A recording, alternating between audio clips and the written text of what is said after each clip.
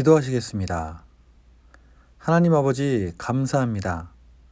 지난밤도 지켜주시고 오늘도 이 하루를 말씀과 함께 시작하게 하심에 감사드립니다.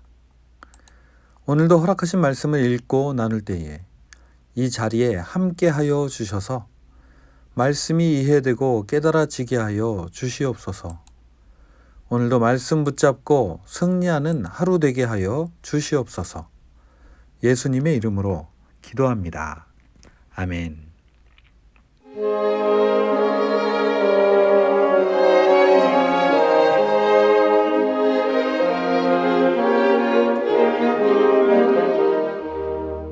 제27장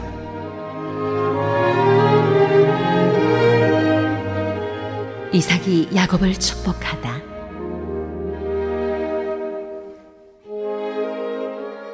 이삭이 늙어서 눈이 어두워 잘 볼 수 없게 된 어느 날, 맏아들 에서를 불렀다. 나의 아들아. 에서가 대답하였다. 예, 제가 여기 있습니다. 이삭이 말하였다. 얘야, 보아라. 너의 아버지가 이제는 늙어서 언제 죽을지 모르겠구나.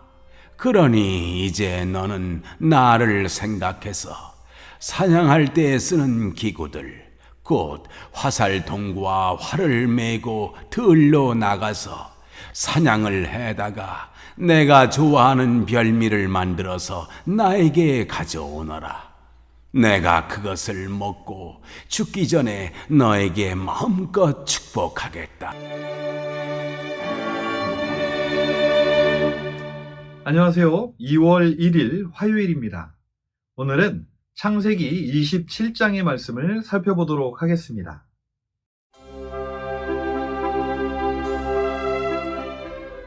우리는 어제 창세기 26장 말씀을 보며 하나님의 말씀에 순종하여 이집트가 아닌 가나안을 택한 이삭이 하나님의 보살핌을 받고 복을 받아 그의 지경이 넓어지게 된 내용을 살펴보았습니다. 오늘 우리가 살펴볼 27장에는 브엘세바에서 오랜 기간 평안히 살던 이삭의 노년에 있었던 한 사건이 기록되어 있습니다. 그것은 바로 이삭의 가정에 분란이 일어나게 된 사건입니다. 우리가 알고 있는 믿음의 사람 이삭과 그의 가정에 이런 분란은 없었을 것 같은데 과연 무슨 일로 가정의 분란이 일어나게 된 것일까요? 오늘의 묵상 본문이었던 1절부터 4절까지를 다시 한번 보시겠습니다. 이삭이 늙어서 눈이 어두워 잘 볼 수 없게 된 어느 날, 맏아들 에서를 불렀다. 나의 아들아. 에서가 대답하였다. 예, 제가 여기에 있습니다. 이삭이 말하였다. 얘야, 보아라. 너의 아버지가 이제는 늙어서 언제 죽을지 모르겠구나. 그러니 이제 너는 나를 생각해서 사냥할 때에 쓰는 기구들, 곧 화살통과 활을 메고 들로 나가서 사냥을 해다가 내가 좋아하는 별미를 만들어서 나에게 가져오너라.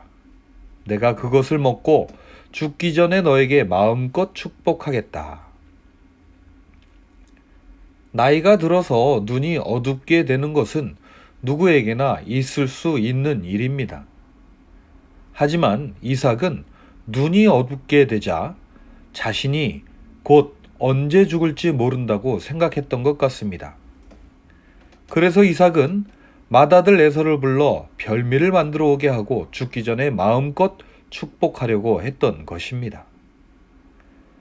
그런데 아이러니하게도 이삭의 눈이 어두워진 이후부터 이삭은 약 43년을 더 살았다고 합니다. 눈이 어두워진다고 해서 죽는 것은 아닙니다. 하지만 이삭은 두려움이 많은 사람이었습니다. 그래서 자신의 앞을 알지 못하게 되니 섣불리 에서를 축복하겠다고 했던 것입니다. 여기서 또한 질문이 나오는데요. 그러면 이삭은 왜 자신의 쌍둥이 아들 가운데 에서에게만 축복을 하려고 했을까요? 왜 야곱은 부르지 않았을까요? 그것은 바로 자손에 대한 축복입니다. 하나님은 이삭에게 나타나셔서 자손에 대한 축복을 주셨습니다. 그리고 에서는 당시 2명의 아내를 두고 있었고 야곱은 애석하게도 아직 장가를 가지 못한 상황이었습니다.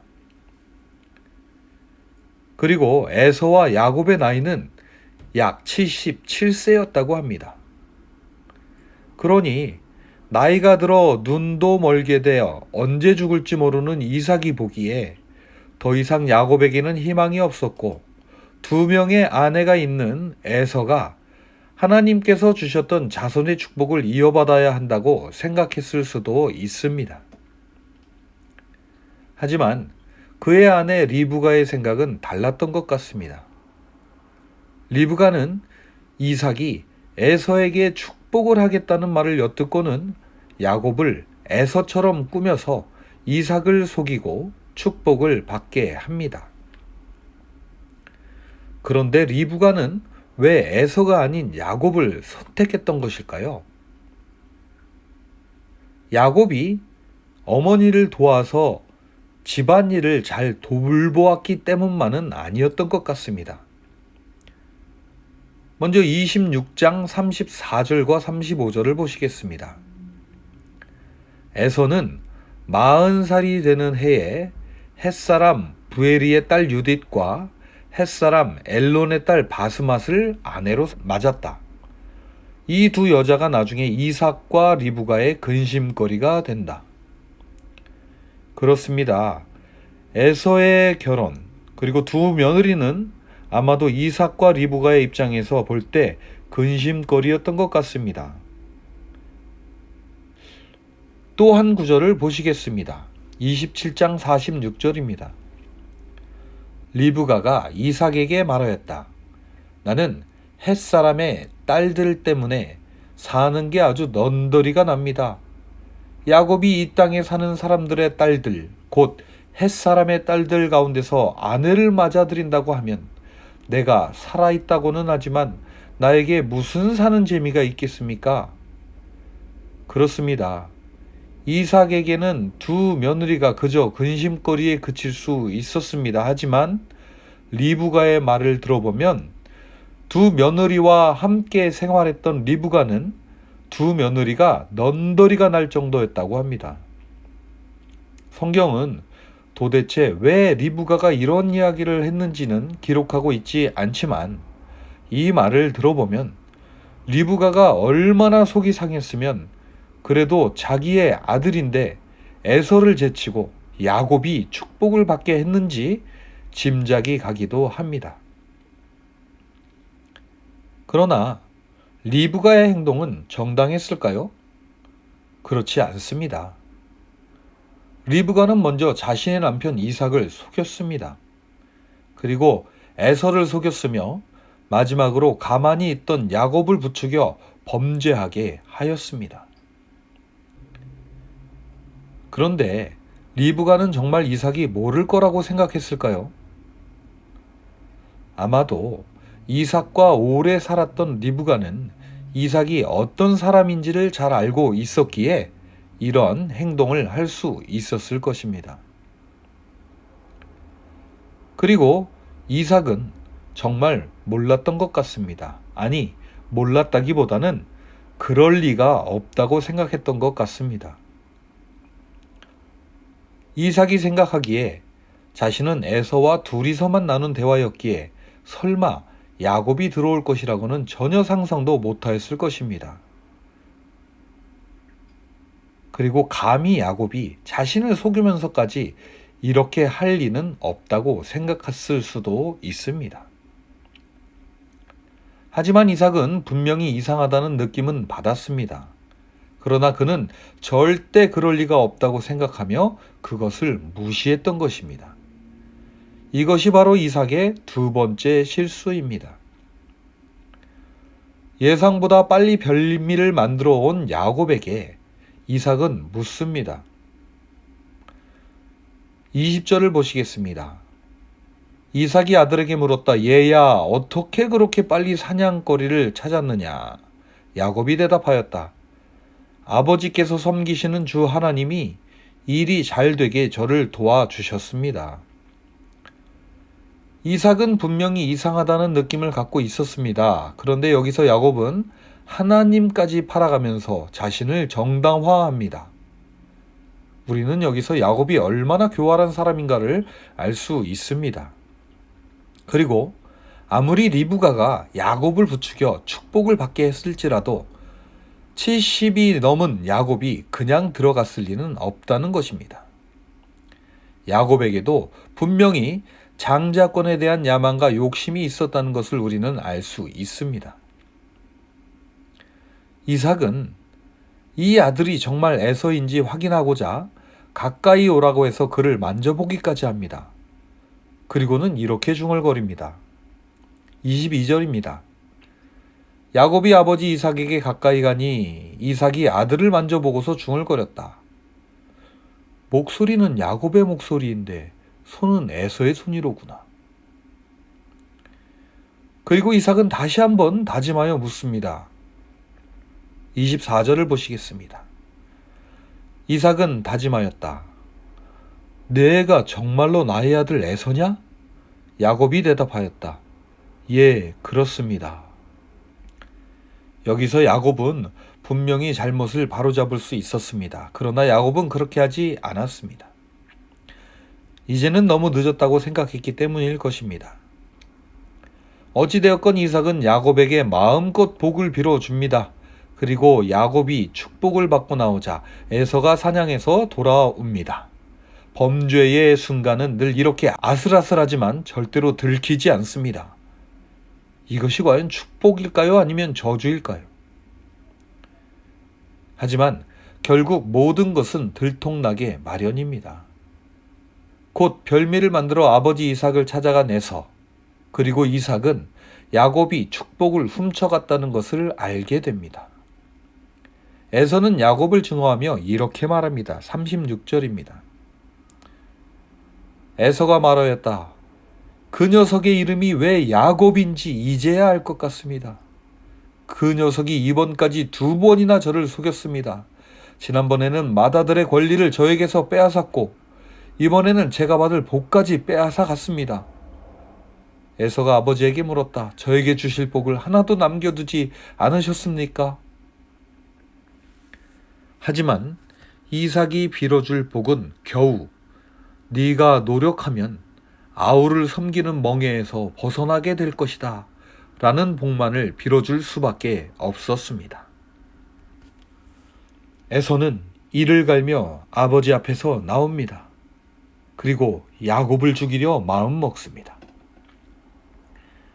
야곱은 과연 어떻게 될까요? 리브가는 에서가 야곱을 죽이려 한다는 것을 알고는 야곱을 불러 하란 땅 외삼촌에게로 보냅니다. 비록 리브가 자신의 잘못으로 인해 2 아들의 사이가 벌어졌지만 한날에 2 아들을 모두 이룰 수는 없었기 때문입니다. 오늘 우리는 평안한 삶을 살던 이삭의 가정에 불화가 찾아오고 결국 2 아들 가운데 한 아들이 집을 떠나야만 했던 일을 살펴보았습니다. 가끔 성경을 볼 때면 하나님이 계시지 않는 것 같은 부분이 있습니다. 오늘 우리가 살펴본 창세기 27장이 바로 그런 장입니다. 이삭은 이삭 나름대로 자신이 언제 죽을지 모른다는 두려움에 빠져 성급히 에서를 축복하려 합니다. 리브가는 지금까지 그랬던 것처럼 앞으로도 자신의 삶에 낙이 없을 것 같다는 생각에 야곱까지 불러들여 이삭을 속이고 에서의 축복을 가로채게 만듭니다. 그리고 야곱은 어머니의 강요에 못 이기는 척하며 자신의 욕망을 이루고 맙니다. 그렇다고 해서 에서는 과연 잘한 것일까요? 결코 그렇지 않습니다. 에서는 평생 동생 야곱에 대한 증오를 가지고 살았습니다. 그리고 이 기회에 그것을 핑계로 야곱을 죽이려 했던 것입니다. 하나님과 동행하며 지경이 넓어지는 축복을 받았던 이삭의 가문에 어찌 이런 일이 벌어질 수 있을까요? 저는 오늘 말씀을 묵상하면서 이것이 바로 우리 가정에 벌어질 수도 있는 일이라는 생각을 하게 됩니다. 이 모든 일은 결국 이삭이 자기 눈이 어두워지면서 그가 언제 죽을지 모른다는 두려움에 사로잡히게 되면서 시작된 일들입니다. 그렇다면 성경은 오늘 이야기를 통해 우리들에게 무슨 말을 하고 싶은 것일까요? 첫째, 두려움에 사로잡히지 말라고 경고합니다. 둘째, 무슨 일이 있어도 남을 속이지 말라고 경고합니다. 그리고 셋째, 죄를 지으면 결국 분리되고 쫓겨난다는 것을 말해주고 있습니다. 축복을 받으면 모든 것이 잘 될 것이다 라는 생각 때문에 어떻게 해서든 축복만 받으면 된다는 생각은 옳지 않습니다. 목적이 옳다면 비록 늦을지라도 옳은 방법으로 그 목적을 이루어야 합니다.